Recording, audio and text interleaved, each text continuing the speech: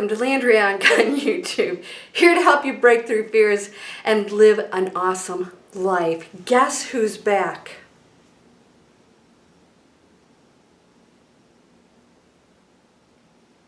It's Hacker T Dog.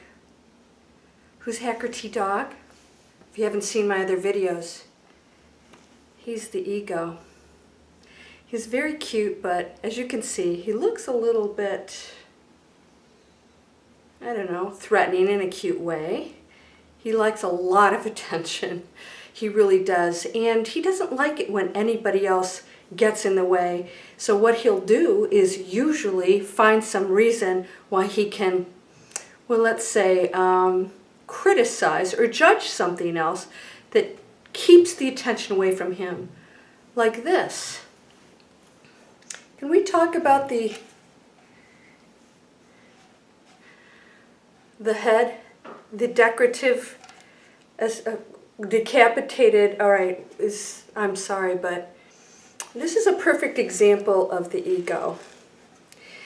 This is just a decorative item that I find to be very pretty and peaceful.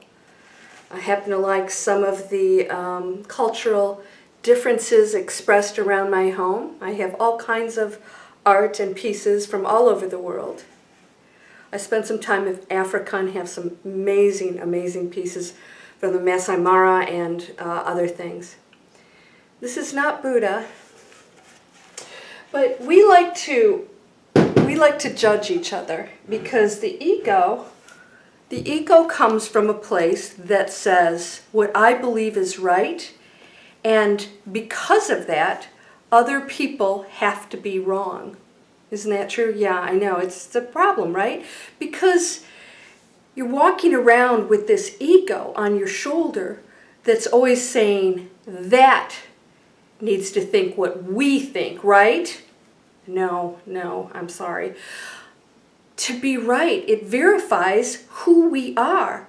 And that's the self. That's the ego.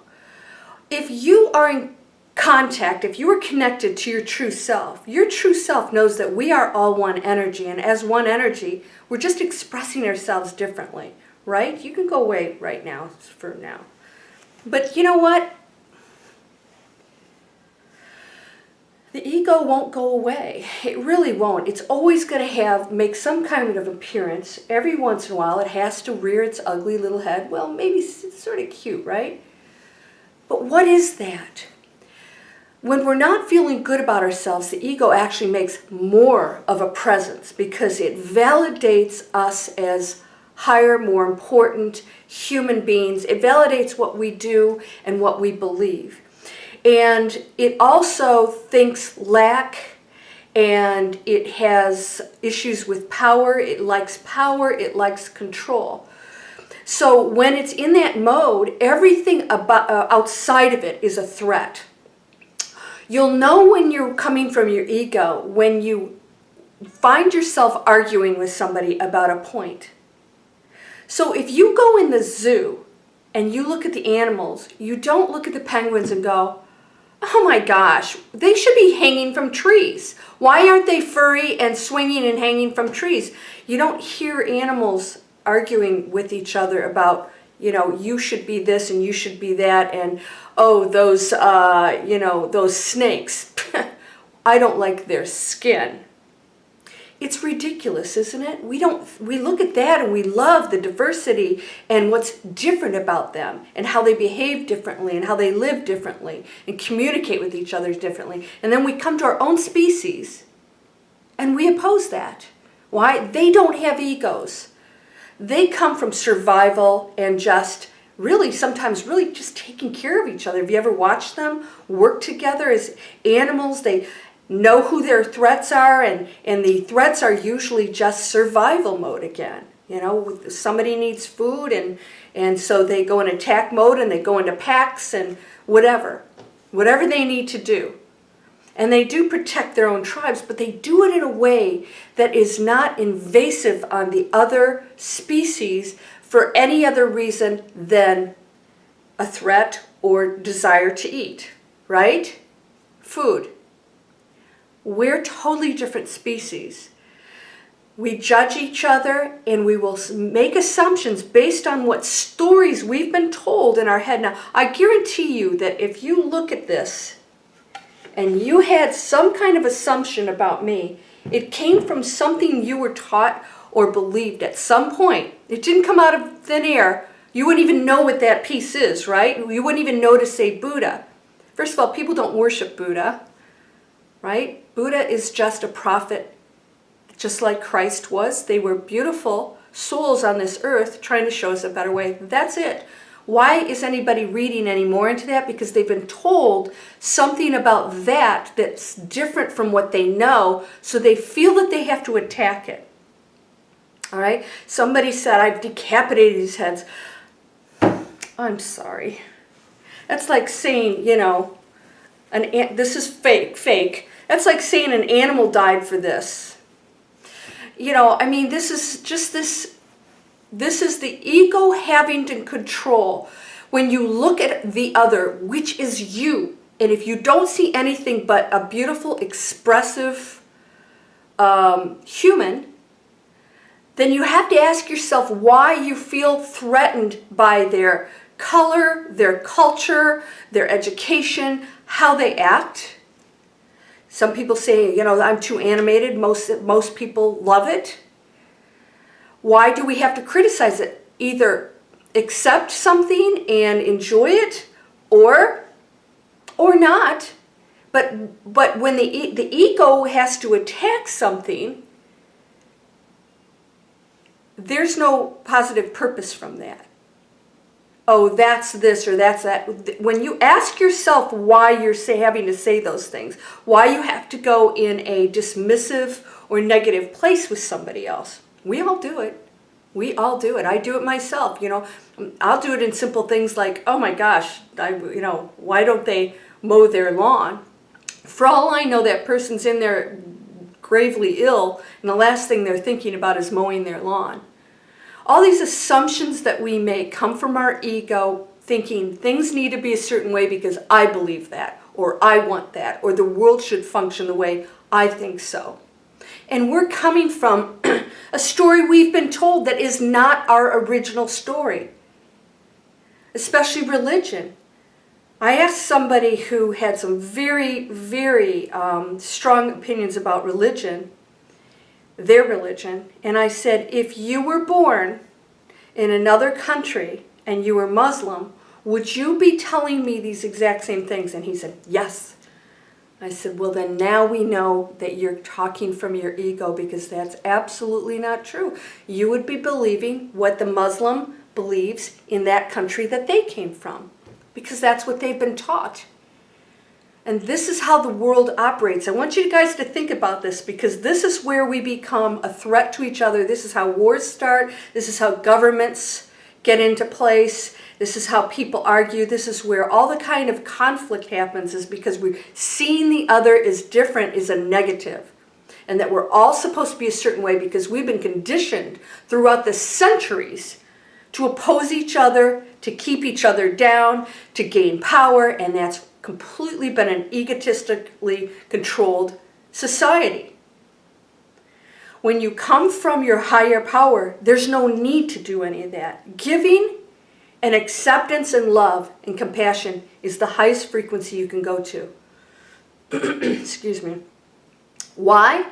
Because the separation ends, and you are now sending positive energy to that which you are. You are that energy in the other you see that you're opposing. So when you do that, the repercussions back to you will be negative. They're going to be on a lower frequency. That's like, you know, hating your hand and trying to cut it off. And then you go to grab a glass of water and you can't, because you don't have a hand anymore. That's who we are. Don't cut off your hand. Flourish. Respect your own body. That body is the body of energy, of which everything flows through, and everything in it is you. When your energy opposes itself, it creates chaos and conflict, and this is very much what energy you are actually creating in your reality, because your energy is opposing itself. And that's a conflict. And that's a lower frequency, which is neither good nor bad, but that's not where you want to be, right? That's not where abundance, joy, compassion, loving, giving, of which you give, of course, is what you're receiving at all times. And it will show up in ways that it will blow your mind. Can you love the other? Can you love the other? Can you stop making judgments about something you see? Somebody sees my background. Oh, she's wealthy. She hasn't made. You're speaking from a different place. You know absolutely nothing about me, and I don't know you either. Only you know what you've been through and what you're thinking and feeling, and you have full control over changing that at any point. These are just little beautiful pieces of art that I enjoy, that are peaceful. I have an interior decorating degree, by the way. That's one of the things I went and got because I love to decorate and I love to bring in different pieces in my house that represent our beautiful world. And if I cannot bring a piece of that into my home for myself to enjoy without somebody else having a negative comment, we've got a lot of work to do. Right? I've invited you into my space. And when we start to criticize one another, then we have got to start to look at ourselves. And this is what's happening out there. And this is why the world is in conflict. This is why people don't care about the planet or animals or plants or each other. And they accept spraying chemicals. We accept it. We're eating it. We're killing ourselves. And when we stop opposing things and we start making the highest choices, your world will open up in unbelievable, beautiful ways. And I'm going to talk about the split. And we're going to let Hacker T, who's very cute, but he needs to be quiet. I'm sorry. He's always going to be there, but sometimes he just has to take a back seat. So, we're going to say goodbye to Hacker T. He will be back. We're going to have more conversations about Hacker T because he still rears his ugly head once in a while. So get ready for that. When it happens, catch yourself and say, why am I opposing the other? Why? Because it's different. And I've been told that's bad. All right? And if something you see appears negative, know that that is a soul on a lower density that's struggling to find its way back up too. And opposition will not help that energy to do that. Only sending light and love out to this planet will do that. And that comes back to you tenfold. Tenfold, because when you send it out, you're affecting everybody. You, one person can do that. You wield that power. You're whole and perfect, strong and powerful, loving, harmonious, and happy. Blessings to you, my friend.